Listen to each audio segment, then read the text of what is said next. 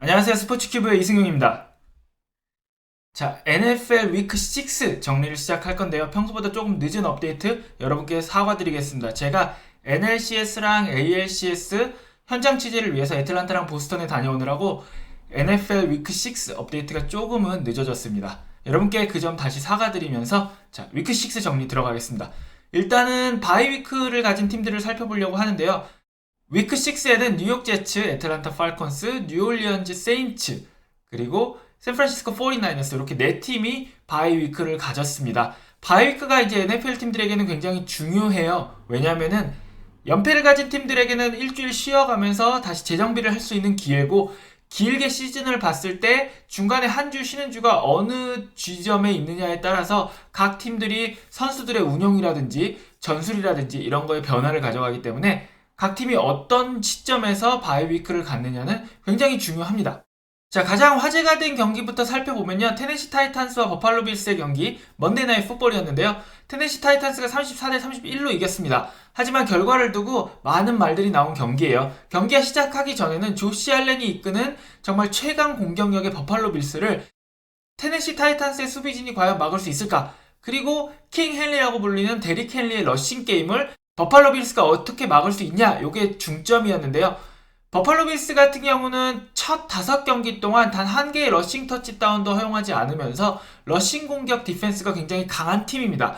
그런데다가 지난 몇 경기 데릭 헨리를 상대로 굉장히 좋은 수비를 보여줬던 버팔로 빌스이기 때문에 버팔로 빌스가 유리하다는 의견이 굉장히 많았어요. 하지만 뚜껑을 열어보니까 데릭 헨리의 질주를 버팔로 빌스도 결국에는 막지 못했습니다. 이 경기는 무려 7번의 리드 체인지가 벌어지면서 엎치락 뒤치락을 계속한 경기였습니다.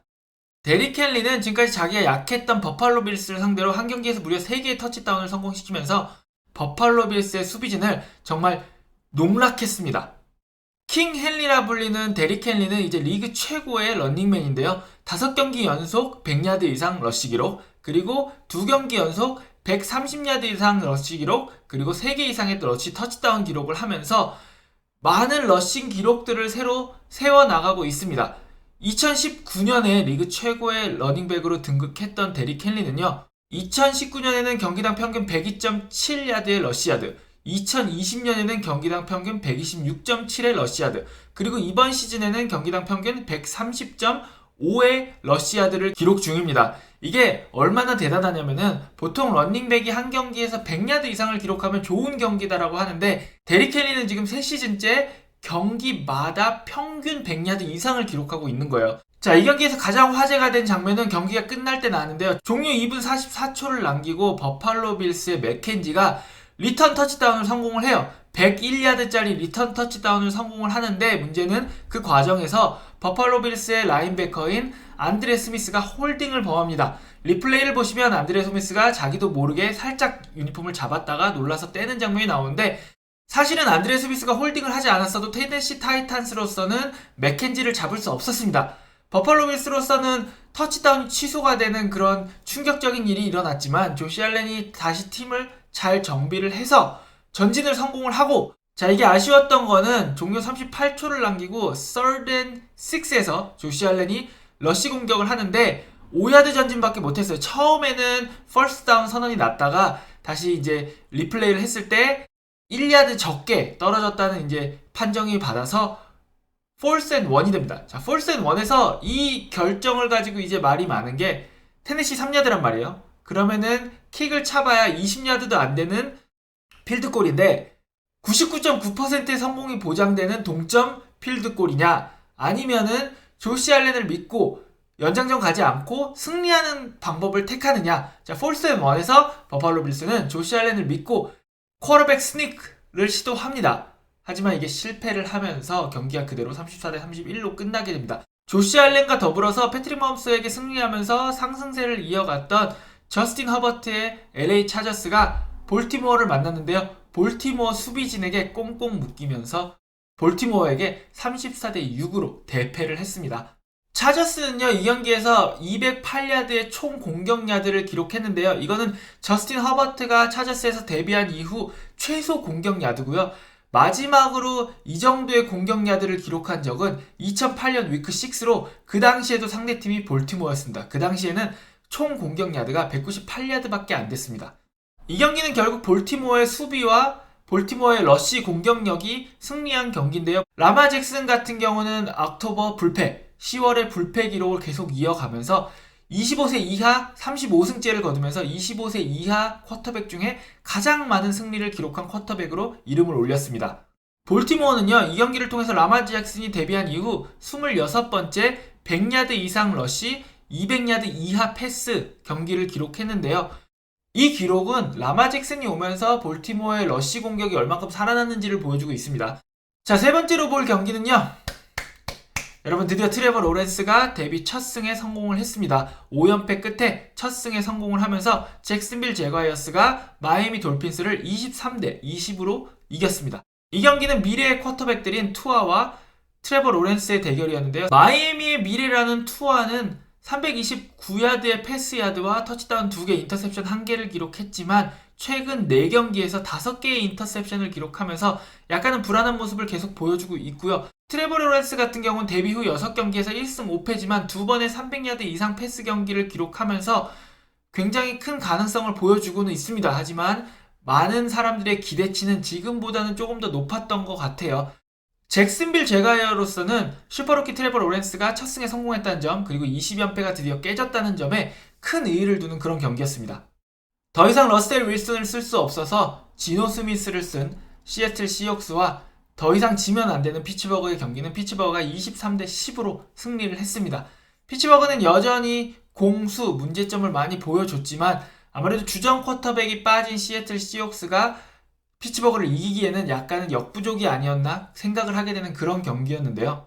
피츠버그가 이 경기를 이겨서 3승 3패가 됨에 따라 AFC 노스는 캔사스 시티가 이긴 AFC 웨스트와 더불어 전 팀이 5할 이상의 승률을 기록하는 2개의 지구가 됐습니다. 사실 시애틀이 속해 있는 NFC 웨스트가 시즌 전에는 가장 강하고 가장 힘든 지구가 될 거다라는 예상이 많았는데 시애틀과 샌프란시스코 49어스가 예상 외의 부진을 보여주고 애리조나가 전승으로 치고 나가면서 예상과는 달리 NFC 웨스트는 애리조나 카디널스의 독주 체제가 굳혀지고 있는 그런 모습입니다. 시애틀 시옥스는요, 지노 스미스를 계속 쓰고는 있지만 소문에 따르면 캠 뉴튼에게 접근을 했다는 이야기도 들려오고 있습니다. 아무래도 지노 스미스가 조금 불안하기 때문에 캠 뉴튼을 데려와서 지노 스미스와 캠 뉴튼 2명의 쿼터백 체제로 러셀 윌슨이 돌아올 때까지 버티려는 게 아닌가 하는 생각이 듭니다. 자, 피츠버그는 어부지리를 얻은 승리긴 하지만 이 경기에서 중요한 한 가지를 얻었는데요. 알라바마 출신 신인 런닝백인 나지 해리스가 좋은 모습을 보여주고 있다는 겁니다. 나지 해리스는 이번 시즌 6경기에 모두 출전을 하면서 그중에 3경기에서 100야드 이상의 총 공격 야드를 기록했고요. 저번 경기에서 데뷔 첫 100야드 러쉬를 기록했고 이번 경기에서는 81야드 러쉬를 기록하면서 앞으로 더 좋은 모습을 보여줄 그런 기대를 가지게 했습니다. 이게 중요한 이유는 볼티모어 못지않게 피츠버그 역시도 러쉬 공격과 수비가 중요한 팀인데요. 2018년 이후 팀 러쉬를 100야드 이상 기록한 경기에서 19승 1무로 단 한 경기도 지지 않는 모습을 보여주고 있습니다. 자, 이 팀 얘기 안 할 수 없죠. 애리조나 카디널스가 클리블랜드 브라운스를 37대 14로 꺾으면서 6연승을 이어갔습니다. 팀으로서는 1974년 이후 처음으로 6연승으로 시작한 시즌인데요. 드디어 카일러 머리가 많은 사람들이 기대했던 1라운드 1번 픽의 모습을 보여주고 있습니다. 카일러 머리 같은 경우는 라마 잭슨이나 마홈스와도 많이 비교가 되고 있는데요. 마홈스가 2017년에 데뷔해서 2019년에 MVP를 탔고요. 두 번째 시즌이죠. 라마 잭슨 역시 2018년에 데뷔를 해서 2020년에 MVP를 탔습니다. 그러면 카일러 머리도 평행이론을 완성하기 위해서는 2019년에 데뷔를 했으니까 2020년에 MVP를 탔어야 되지만 작년 MVP는 에런 로저스였죠. 다만 이번 시즌 MVP 페이스를 보여주면서 팀을 6승 0패로 이끌고 있고 드디어 자기의 이름을 라마 잭슨, 패트릭 마홈스와 같은 젊은 쿼터백들의 옆에 놓을 수 있는 그런 자격을 갖추기 시작했습니다. 카일러 머리는 6경기에서 5번 이상의 패서레이트 100 이상을 기록했는데요. 카일러 머리는 패스도 좋고 패스를 잘하는 선수지만 제가 저번주부터 계속 얘기하고 있지만 카일러 머리는 데뷔했을 때부터 제가 볼 때는 러쉬를 많이 할수록 패스가 살아나는 선수입니다. 그렇기 때문에 계속 러쉬를 많이 시도를 해야 되고 다행스럽게도 킹스버리 감독이 지난 시즌 말부터 카일러 머리에게 러쉬를 많이 시도하도록 배려를 하고 있습니다. 애리조나 카디널스는요, 카일러 머리 데뷔 이후 카일러 머리가 6번 이상의 러쉬 공격을 시도할 경우 17승 6패, 5번 이하의 러쉬 공격을 시도할 경우 2승 1무 12패를 기록 중입니다. 앞으로도 킹스버리 감독은 패스 공격도 계속 시도를 하겠지만 러쉬 공격을 조금 더 다양한 전술을 만들어서 시도할 것으로 보이고 있는데요. 킹스버리 감독과 카일러 머리의 조화가 앞으로 어떤 시너지 효과를 일으킬지 궁금합니다. 다른 경기들 결과 소개시켜 드리면요. 방금 이야기한 톰 브레디의 템파베이가 필라델피아 이글스를 28대 22로 이겼고요. 캔자시티는 워싱턴 풋볼팀을 31대 13으로 이기면서 다시 3승 3패 5할 승률에 복귀를 했습니다. LA 램스는 뉴욕 자이언츠를 38대 11로 이겼고요. 콜츠는 텍산스를 31대 3으로 이겼습니다. 텍산스는 지금 끝없는 추락을 계속하고 있는 중입니다. 신시내티 벵갈스는 디트로이트 라이언스를 34대 11로 이겼는데요. 디트로이트 라이언스 같은 경우는 0승 6패, 잭슨빌 제가이어스가 1승을 올리면서 지금 현재 리그에서 유일하게 한 번도 이기지 못한 팀이 되었습니다. 그린베이 패커스는 시카고 베어스를 24대 14로 이겼고요. 미네소타 바이킹스는 캐롤라이나 팬더스를 34대 28로 이겼습니다. 라스베가스 레이더스는 덴버를 34대 24로 이겼고요. 댈러스 카우보이스는 연장까지 간 끝에 뉴잉글랜드 페이트리어스를 35대 29로 이겼습니다.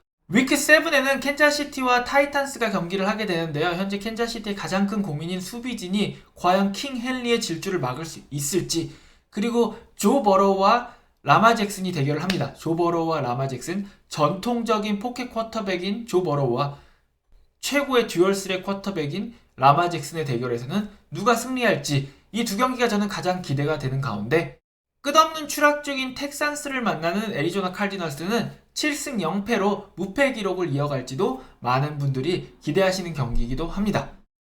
여러분 지금까지 시청해주셔서 감사하고요. 저는 다음 주에 또 위크 7 정리로 돌아오겠습니다. 여러분 모두 좋은 하루 보내세요.